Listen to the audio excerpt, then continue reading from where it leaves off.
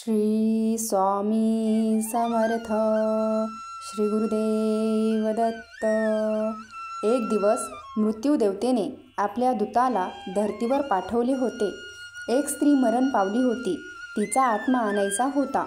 देवदूत आला, पण तिथली परिस्थिती पाहून तो गोंधळून गेला होता. त्याला 3 लहान मुली मृत्यू झाल्याच्या त्याच्या आईजवळ बसलेले दिसल्या. एक बाळ त्या मृत महिलेच्या स्तनातील दूध पीत होतं. दुसरे रडत होते आणि तिसरे रडत झोपले होते. त्याच्या डोळ्याजवळचे अश्रू सुकले होते. 3 लहान जुळ्या मुली. आई मेली आहे. त्याचे पिता आधीच मृत्यू झाले होते. कुटुंबात अजून कोणीच नाही. त्याची काळजी कोण घेईल? त्या महिलेचा आत्मा मी कसा घेऊन जाऊ शकतो? जर तुम्ही माझ्या जागी असता तर कदाचित तुम्हीही असेच केले असते. त्या महिलेला 3 लहान जुळ्या मुली आहेत.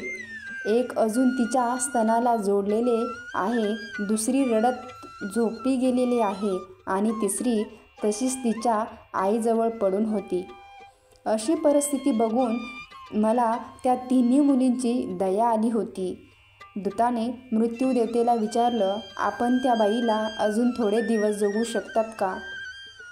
जेणेकरून त्या 3ही मुली थोड्या मोठ्या होतील. हे सर्व ऐकून मृत्यूदेवतेला मोठ्याने हसली आणि म्हणाली, ज्या देवाने आपल्या इच्छेनुसार जीवन दिले त्या देवापेक्षा तू जास्त हुशार झाला आहेस.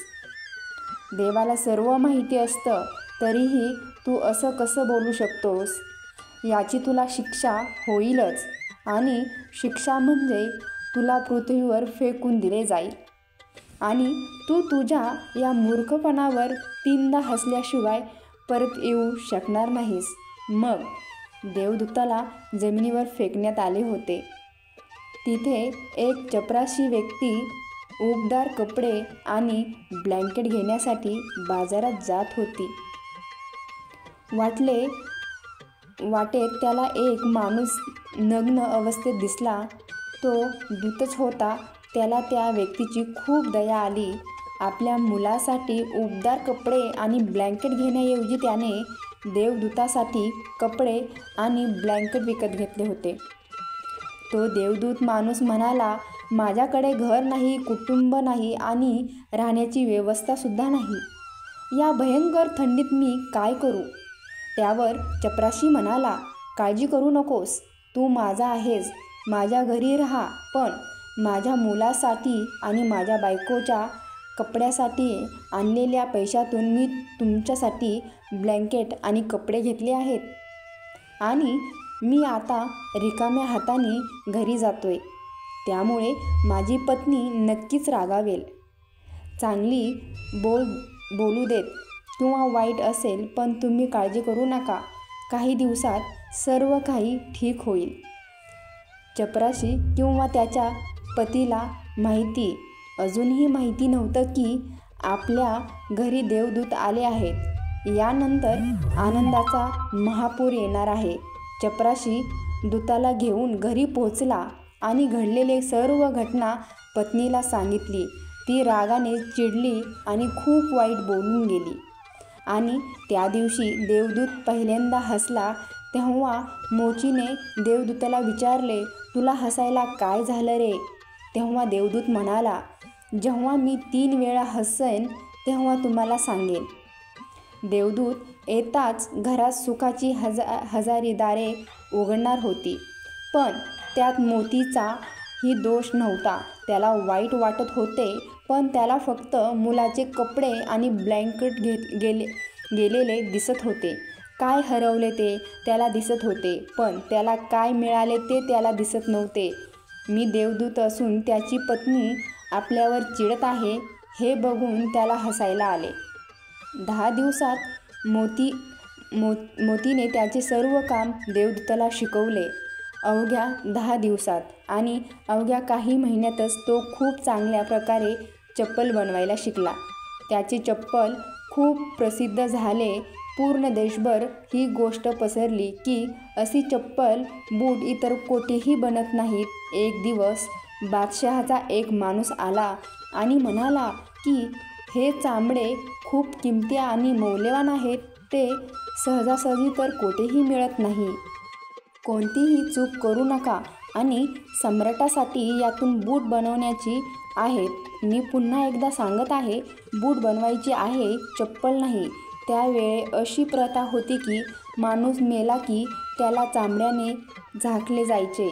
मोची देवदूताला म्हणाला की चप्पल बनवून तुम्ही चूक करू नका, अन्यथा तुम्ही खूप मोठ्या संकटात पडू शकतात आणि हे बादशहाचे काम आहे. पण तरीही देवदूताने चप्पलच बनवले. चप्पल बनवल्याचे पाहून मोचीला राग आला. तू आम्हाला फासावर चढवणार असं बोलून काठी उचलून तो देवदूतावर मारायला लागला. मी तुम्हाला पुन्हा पुन्हा सांगितले होते की चप्पल बनवायची नाही, मग चप्पलाच का बनवल्या तुम्ही? देवदूत पुन्हा जोरजोरात हसला. तेवढ्यात एक माणूस सम्राटाच्या घरातून धावत आला. तो म्हणाला, बूट बनवू नका, चप्पल बनवा, कारण सम्राट मरण पावला आहे. भविष्य अज्ञात आहे हे त्याच्याशिवाय कोणालाच माहीत नाही आणि माणूस भूतकाळाच्या आधारे निर्णय घेतो. सम्राट जिवंत असताना बूट लागत होती आणि आता मृत्यू झाल्यावर स्लीपरची गरज होती. तेव्हा तो मोची देवदूताचे पाय धरून माफी मागू लागला की मला माफ करा, मी तुम्हाला मारले, मला क्षमा करा. पण तो देवदूत म्हणाला, हरकत नाही, मी माझी शिक्षा भोगत आहे. पण तो आज पुन्हा हसला.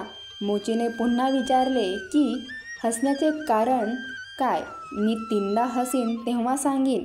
तो पुन्हा हसला, कारण आपल्याला भविष्यात माहीत नाही, म्हणूनच आपण आकांक्षा बनवतो ज्या निरर्थक असतात, कधीच पूर्ण होणार नाहीत. अशा अपेक्षा आपण करतो जे कधीच शक्य होणार नाही. ते आम्ही देवाकडे मागतो, कारण अजून काहीतरी वेगळं घडणार आहे असं आपल्याला वाटतं. आपले नशीब आपल्याला न विचारता फिरत असते आणि आपण विनाकारणच मध्येच आवाज काढतो. स्लीपरची गरज असताना आपण बूट बनवून घेतो आणि मरण्याच्या वेळी जवळ येत असताना आपण जीवन व्यवस्थित करायला निघतो. देवदूताला अचानक त्या 3 जुळ्या मुली आठवतात. त्यांच्यासाठी भविष्यात काय आहे हे मला कसे कळेल? मी विनाकारण उगाच मध्ये गेलो असं त्याला वाटतं. आणि तिसरी घटना अशी घडली की एके दिवशी 3 तरुण मुली, आपल्या तिघींचीही लग्न होणार होती आणि तिघींनीही त्यांच्यासाठी बूट बनवायची ऑर्डर दिली. तसंच त्यांच्यासोबत एक वृद्ध स्त्री आली जी खूप श्रीमंत होती. देवदूताने आता ओळखले, या त्याच 3 मुली आहेत ज्यांना त्याने मृत आईजवळ सोडले होते आणि त्यांच्यामुळेच तो शिक्षा भोगत आहे. ते सर्व निरोगी सुंदर होते. त्याने त्यांना विचारलं, या 3 मुली कोण आहेत? ती वृद्ध बाई म्हणाली, या माझ्या शेजारच्या बाईच्या मुली आहेत. ती गरीबी स्त्री होती. ती इतकी आजारी होती की शेवटी तिच्या अंगात दूध नव्हते. तसंच त्याची परिस्थिती इतकी गरिबीची होती की त्यांच्याकडे पैसे कपडे घेण्यासाठी सुद्धा नव्हते.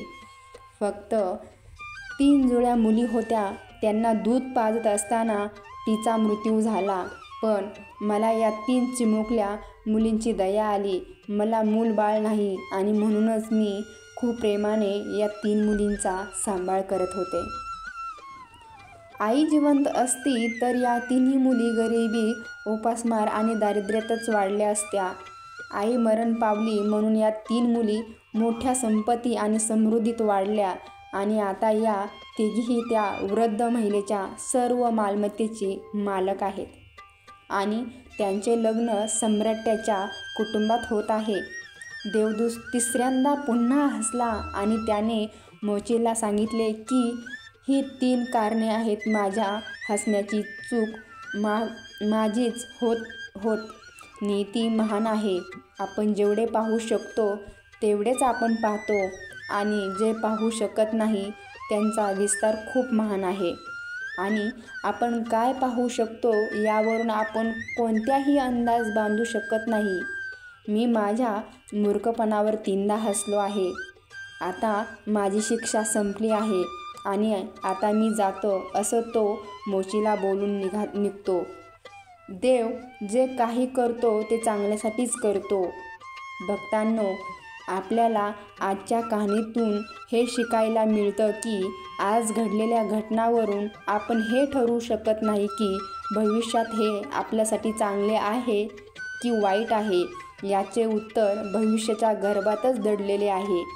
त्यामुळे प्रत्येक चांगल्या किंवा वाईट घटनेला प्रतिक्रिया देणे व्यर्थ आहे. आपल्याला फक्त जे होत आहे त्याचे साक्षी बनण्याचा प्रयत्न करायचा आहे. गौतम बुद्ध नेहमी त्यांच्या शिकवण्यात एकच सांगतात, भूतकाळाबद्दल कधीही खेद करू नका आणि भविष्याची जास्त चिंता करू नका. आज आणि या क्षणात जगा आणि त्यांच्याशी एक व्हा. हाच एकमेव मार्ग आहे सर्व चिंतातून मुक्त होण्यासाठी. श्री स्वामी समर्थ.